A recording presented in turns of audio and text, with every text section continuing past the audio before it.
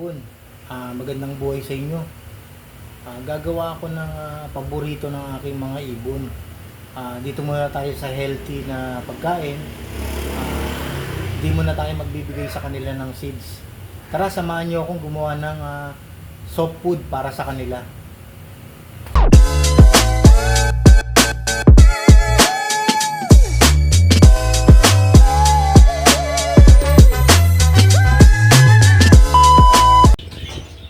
Morning mga kaibon.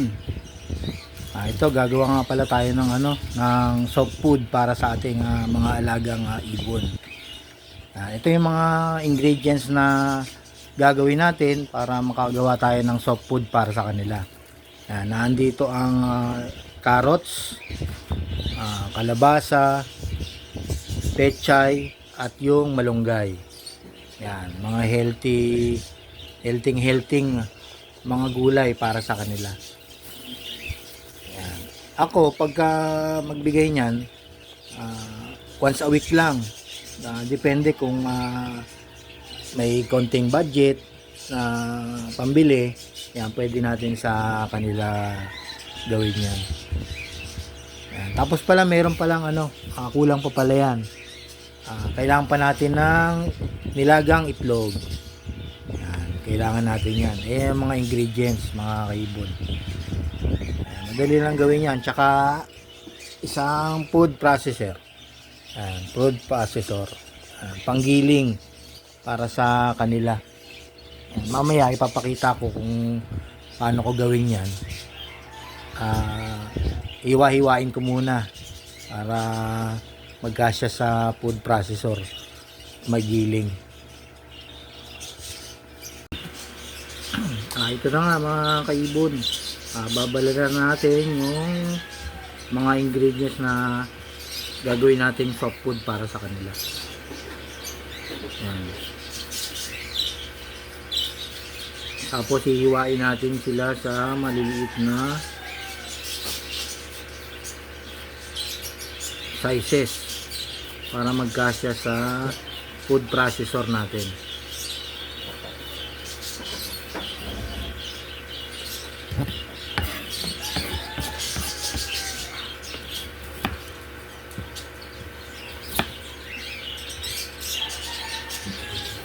Madali lang naman gawin to mga kaibon, at gustong gusto nila tong kainin.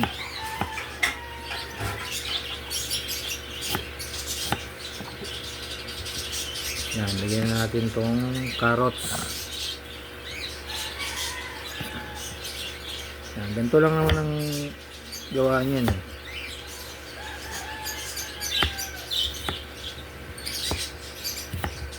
Pensya na kayo kaibon kung magulo yung camera kasi nakapatong lang to sa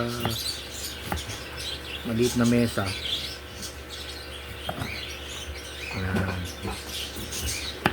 Diyan lang kasi baka masugatan kayo.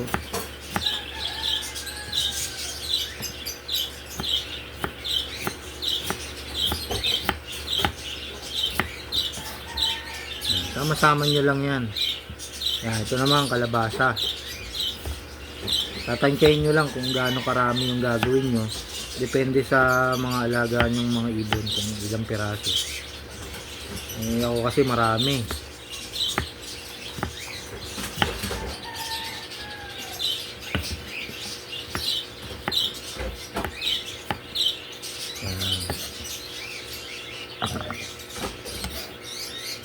Nakita ko siguro mga 3 pirasong kalabasa.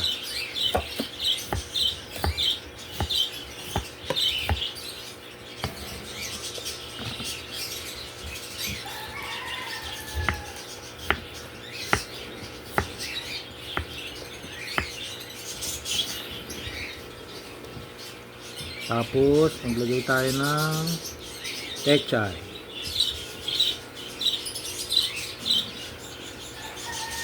Yung nilagang itlog kahit mamaya na yon, ihuli na lang natin yan. Basta itong mga gulay maigiling natin. Yan, try natin igiling.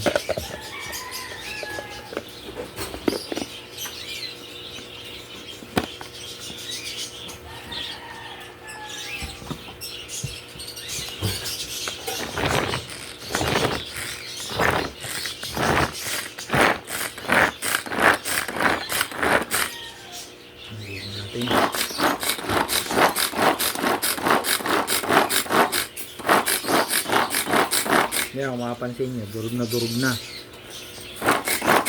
Pero hindi pa yan, hindi pa. Konting ano pa, giling pa. Pero mas maganda siguro kung meron kayong blender or electric processor. So kasi sa akin, dihila lang to.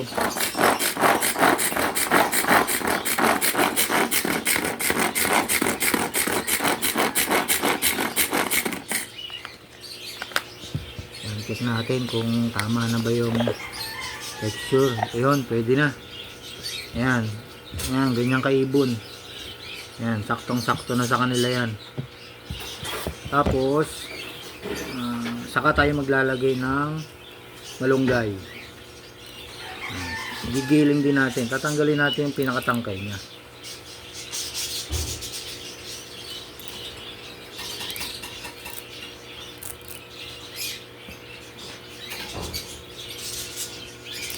Ito kasing malunggay na to, marami ng benefits na binibigay sa kanila. Kaya ito ang importante. Pwede nga kahit na ito lang ibigay nyo. Kaya tayo, gagawa tayo ng soft food para sa kanila. Ayan, okay na yan. Hilingin uli natin.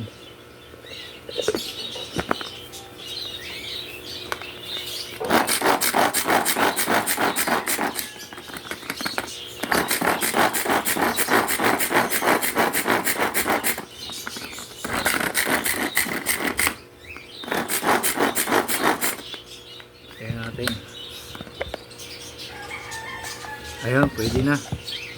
Okay na itong ganitong texture.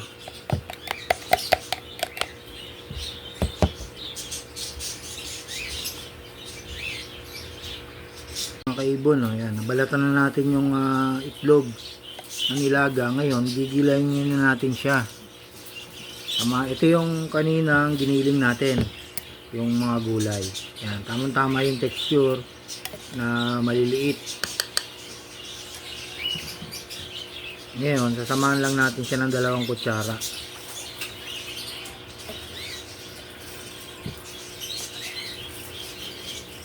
Gawin natin 3. Saka natin gigilingin. Nandun na yung nandun na yung nilagang itlog. Hiniwa ko na rin para mabilis na gilingin. Tapos pagka nagiling na siya, isasama natin dito. Ihaluin na lang natin. Kasi pinagiwalay ko kasi medyo maliit tong food processor ko. Pero kung medyo malaki-laki sana yung blender o kaya yung malaking electric processor, pwede na natin pagsama-samahin. Kaya ito kasi maliit lang sa ihila.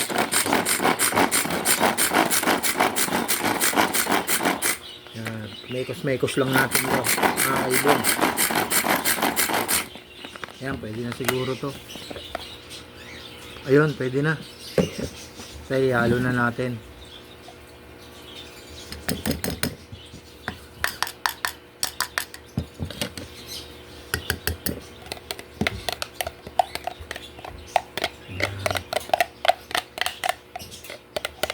Parang amoy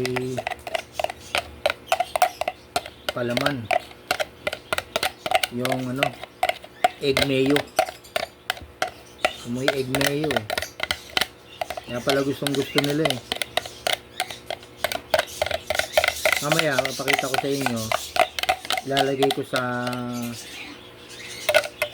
na sila sa papakainin ko na para makita nyo kung talagang magugustuhan nila. Ito, pag bibigay lang naman na ito, depende na lang sa inyo kung pwede nyong gawin, pwede nyo ibigay. Kasi nga ako kasi magbigay na ito sa week lang. Ngayon kailangan natin to kasi nga pag laging feeds lang binibigay natin, syempre nakakasama rin sa kanila yan. kataba. Ngayon, kailangan din natin sa kanila ng healthy na mga gulay. Ayan, halo-halo lang natin.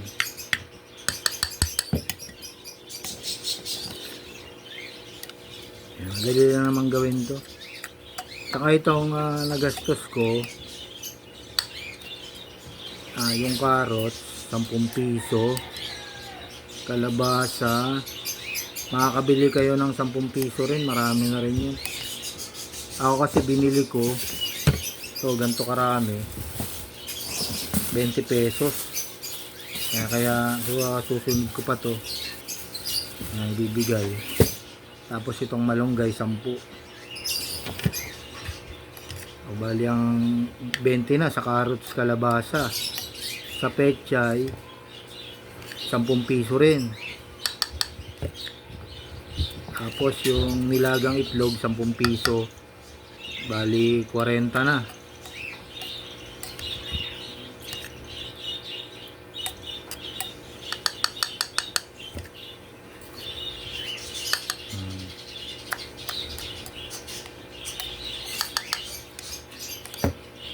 Siguro mga 50 pesos yan, makagawa na kayo sa kanila.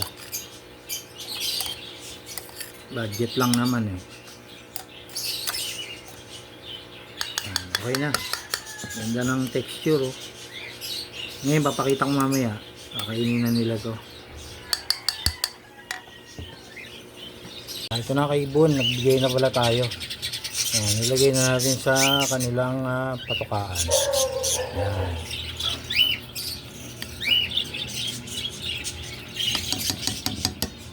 Okay. Tara, ilagay na natin. So, kay Ibon, maglagay pala tayo ng Bitmen Pro sa kanilang tubig.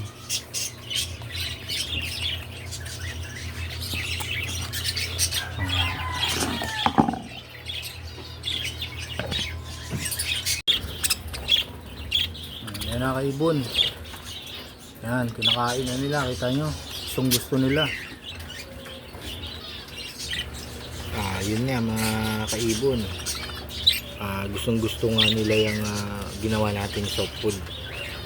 Ayan, kung mapapansin mo, papansin nyo kaibon, talagang sinisimot nila yan ng mga bawat butil na ginawa natin. Mas maganda kasi nga yung pinong-pino, para nga hindi sila mahirapan na ngumuya at lunok lang sila ng lunok.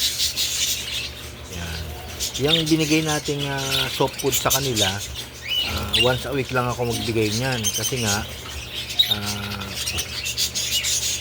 kailangan din nila ng healthy na pagkain na tulad niyan, dahil yan ay mga sangkap na talagang masustansya at may mga benepisyo rin na maibibigay sa kanila. Oo nga mga kaibon. Tulad ng ng malunggay, yan ay ang benepisyo niya na maibibigay sa kanila yung masiguro ang kalusugan ng kanilang mga atay at kidney, at mabisang panlaban sa infeksyon. Yan, tsaka pampalinaw din ng mga mata nila. Yan, tsaka nagpapaganda rin ng balahibo ng kanilang mga pakpak, at yung mga balahibo nila ay nagiging makikinis at saka healthy sa paningin. Yan, mabilis din na makapanunaw ng kanilang mga kinain. Yan, parang fiber. Good digestion sa kanila. Yan, kung mapapansin nyo, talagang ninunguya talaga nila yan. At kalabasa nga pala ang karamihan na nilagay natin, kasi nga benepisyo ng kalabasa ay mabilis na makapagpalusog sa kanila, at saka sa yung katawan nila ay maging healthy at maliksi. Oo mga kaibon. Saka may mataas din na fiber yan, tulad kanina na sinabi ko, na may fiber din katulad ng malunggay na mabilis na makapagpanunaw sa kanilang mga kinain. Kaya importante yan na mabilis makapanunaw kasi nga pag laging may laman yang butsi nila, hindi mabilis na mapanunaw, ay may sakit na yan. Oo, mga kaibon. At saka benefits pa ng kalabasa ay nagpapalakas din ng kanilang immune system. Oo, ng ating mga ibon. Yan. Tsaka meron pang isang dyan, yung sangkap niyan, yung carrots. Ibon. May benefits din yan. Tulad ng pampalinaw ng mata, pampatibay ng buto at mga pakpak nila. Yan. Calcium ang tawag doon. Nakakatulong din sa tulad ng ng kalabasa, nakakatulong din ng pampakinis ng kanilang balahibo. Mga kaibon. Kaya talagang maraming benepisyo na ibinibigay. Yang carrots din ay mabilis din na makapagpanunaw sa kanilang mga kinain. Mga kaibon. Kaya subukan nyo rin na gumawa ng soft food para sa kanila. Yan, tsaka yun pa, yung isa pang sangkap niyan, pechay. Yan, ang pechay ay may calcium yan, tsaka nagbibigay din ng pampalakas ng kanilang immune system, nagpapaganda rin ng mga balahibo, at kinokontrol din niya ang pagbilis na pagtaba ng ating mga ibon. Kumbaga, kung meron yung gulay na nakapagpataba, yung pechay, minomoderate lang niya yung pagtaba ng ating mga ibon. At saka yung huling sangkap niyan, yung itlog. Nilagang itlog. Yan yung nagpapatibay ng mga buto nila. Yung itlog na yan, yung nilaga, tapos nagpapalakas din ng mga muscle, mga kaibon, na yung mga muscle nila, yung mga paglipad ay talagang malalakas yung pagaspas ng kanilang mga pakpak. At saka nagbibigay din ng nagpapalakas ng immune system. Saka iniiwasan din niya yung tulad nung may mga breeder tayo na ng anak na nag-itlog na pisa, yung mga abnormal na mga anak nila, katulad ng may putol na paa, tapos may putol na pakpak, yun iniiwasan niya yun sa pagkain ng itlog. Yun nga mga kaibon, yun na nga mga kaibon, na talagang itong soft food na ginawa natin ay talagang masustansya sa kanila. Yun nga, kagaya ng sabi ko nga kanina, na kailangan din nila ng soft food, kasi nga kung lagi nating binibigyan sila ng mga seeds, ay nakakasama din sa kanila. Kaya kailangan natin magbigay din ng mga gulay, tapos mga masustansyang gulay, sasama natin nga ng itlog. Yun nga, yung mga ibigay ko nga uli sa inyo, yung i-recap ko yung mga sangkap na ginawa natin kanina, ay yung paggawa ng soft food. Nandyan yung malunggay, kalabasa, carrots, pechay, at saka itlog. Tsaka yung ginamit kong na panggiling diyan, yan yung food processor. Kung may kayo, kung may blender or electric processor, maganda rin. At saka yung pwede rin diyan yung ginagamit na pangkayod ng cheese, yan pwede yan. Basta mga pino yung, kasi pag yung hinihiwa-hiwa lang natin na natural na hiwa lang ng sa kutsilyo, hindi natin mapipino yan. At hindi kagad nila mangunguya at madidiretso ka. Ayan, maganda yung katulad ng ginawa natin, yung pinino. Kasi nga, pwede na lang i-diretso ng lunok o mga kaibon. Yun, mga kaibon. At sana may kayo, gayahin nyo rin yung itong ginawa ko. Ako magbigay ako niya once a week lang, pero pwede rin naman niya kung gusto nyo na magbigay ng araw-araw. Depende na lang sa inyo kung anong pwede nyo bigay. O pwede rin pala yan ng alternative nyo, kung pwede rin lagyan nyo ng kangkong. Basta yung mga alam nyong masustansyang gulay na pwede sa kanila, pwede kayong magbigay, mga kaibon. Basta talagang yung pwede sa kanila, hindi yung nakaka-toxic. May naman ako may video ko na yung mga hindi pwede sa kanilang mga gulay at prutas. Meron akong video noon, kung balikan nyo na lang yung mga video ko, at malalaman nyo kung ano nga yung mga bawal sa kanila.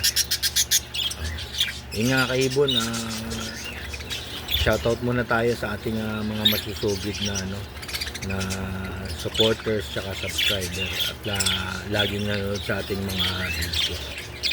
Shoutout po kay Sir Raymond King. Yan yung masugid nating supporters at laging nanonood. Shoutout po kay Sir Gio. Yan din yung ating laging nanonood sa ating mga video. Kay Sir Luigi Castillo, yan, salamat po, shoutout po. Kay The Chops, Marlon de la Cruz 647, at Ariel J. Aison, yan, maraming salamat po. Shoutout po sa inyo. Nandyan din po si Victor Andal at si Kuya Joms TV, yan, ayan po yung laging talagang nanonood sa atin. Christopher S. Lauron, yan, maraming salamat po sa inyo. Mga kaibon, nandyan din si Dorji Anabe at si Bap Bap Weng. Yan, maraming salamat po sa inyo sa laging nanonood sa ating mga na-upload na video. Sa mga gusto po pong magpa-shoutout po, comment lang po kayo sa video ito dyan sa comment section para ma-shoutout kayo. Mai-shoutout ko po kayo at mabati ko rin po kayo at yun nga, para magpasalamat po sa inyo sa panonood ng aking mga ina-upload na video. Ayun nga mga kaibon, sana meron akong naibigay na naman sa inyong tips. Yun nga, yung sa paggawa ko ng soft food para sa ating mga ibon. Pwede nyo namang i-apply din yan sa inyo, sa inyong ibunan, mga kaibon. At talagang magugustuhan ng ating mga ibon yan. Kahit anong uri ng ibon, pwede rin yung sa kanila talaga. Yun nga, sana po pa-share na lang po itong aking video para yung mga bagong gustong mag-alaga ng ibon makita din nila at kung paano nga gawin. May mga video nga ako pala sa aking channel, panoorin nyo na lang, balikan nyo na lang at pwede rin kayo mag-comment doon. At yun nga, pwede rin po kayo magtanong about sa pag-iibon para agad naman ako sasagot at lagi naman akong online sa aking YouTube channel para masagot ko yung mga inyong mga katanungan about sa pag-iibon. Tsaka patulong na rin ako, mga kaibon, kung may mga kakilala pala kayong nag-aalaga o may mga newbie na gustong pasukin yung pag-aalaga, pa-share na lang po ng aking video. Yun nga, pa-like at subscribe po sa mga bagong pasok na nanood nitong aking video. pa-subscribe na lang po at pa-click ng notification bell para updated po kayo sa aking video ina-upload. At yun nga, marami rin kayong matutunan sa mga binibigay kong tips about sa pag-aalaga ng ibon. At saka nga pala mga kaibon, palambing na lang sa inyo, pag may ads pala akong pumapasok sa aking video, advertisement, ay wag nyo na lang pong i-skip para at least makatulong po naman po kayo sa akin. At marami pa po akong i-upload na mga video na tulad nito, na yung mga tips na pwede nyong gawin sa inyong ibunan, pwede nyo rin na i-apply. Yung mga in-upload ko namang mga video ginagawa ko dito sa aking ibunan, sinishare ko rin po sa inyo kung paano nga yung pag-aalaga ko sa aking mga ibon. Ay ganun din po ang gusto kong i-share sa inyo. At tulong-tulong na lang po sa community ng mga pag-iibon. Ano nga po, ang pag-aalaga ng ibon ay isang obligasyon din, na yun nga, dahil nga nag-aalaga tayo ng mga ibon tulad nitong mga pinches, parakeets, African lovebirds, kakatail. Yan lang mga ibon na magandang alagaan sa ating ibunan. At sana makatulong din ako sa inyo sa gustong mag-alaga ng mga ibon. Patulong na lang po mga kaibon, pa-like, share, and subscribe ng aking YouTube channel, at saka pa-click na lang po ng notification bell para updated po tayo sa ating mga ina-upload na mga bagong video. Opo. Yan nga po, maraming salamat po sa inyong panonood, at walang sawang pagsuporta sa aking YouTube channel. At enjoy lang po tayo sa pag-aalaga ng ibon. At yun nga po, isa pong obligasyon ng pag-aalaga ng ibon, kasi nga ito'y hindi biro, at ito'y nakakatanggal ng pagod sa ating pang-araw-araw na gawain. Tulad niyan, pag may trabaho tayo, pag uwi natin ng bahay, pagod tayo. Ngayon makikita natin yung ating mga alagang ibon, at naiibsan naman ng ating mga pagod, mga kaibon. Sige po, at hanggang dito na lang po ang aking video, at sana po ay may natutunan po kayo. Share niyo rin po sa inyong mga kaibigan, kamag-anak, katropa, kabarkada, itong ina-upload ko mga video. At pasabi na lang po, maraming salamat sa inyo po sa panonood.